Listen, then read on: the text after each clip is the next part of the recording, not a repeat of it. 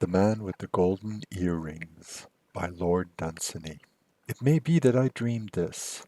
So much at least is certain, that I turned one day from the traffic of a city, and came to its docks, and saw its slimy wharves going down green and steep into the water, and saw the huge grey river slipping by, and the lost things that went with it turning over and over.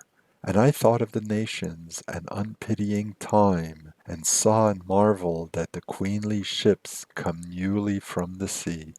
It was then, if I mistake not, that I saw leaning against a wall, with his face to the ships, a man with golden earrings.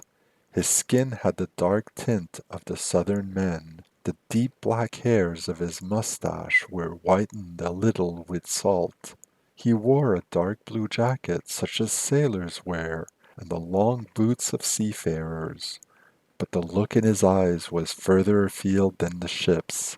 He seemed to be beholding the farthest things. Even when I spoke to him, he did not call home that look, but answered me dreamily with that same fixed stare, as though his thoughts were heaving on far and lonely seas. I asked him what ships he had come by, for there were many there.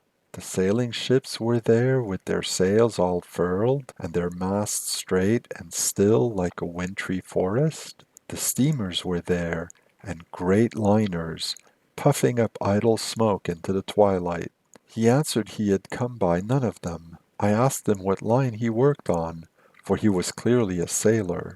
I mentioned well-known lines, but he did not know them. Then I asked him where he worked and what he was, and he said, I work in the Sargasso Sea, and I am the last of the pirates, the last left alive. And I shook him by the hand I do not know how many times. I said, We feared you were dead, we feared you were dead.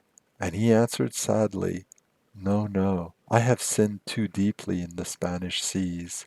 I am not allowed to die.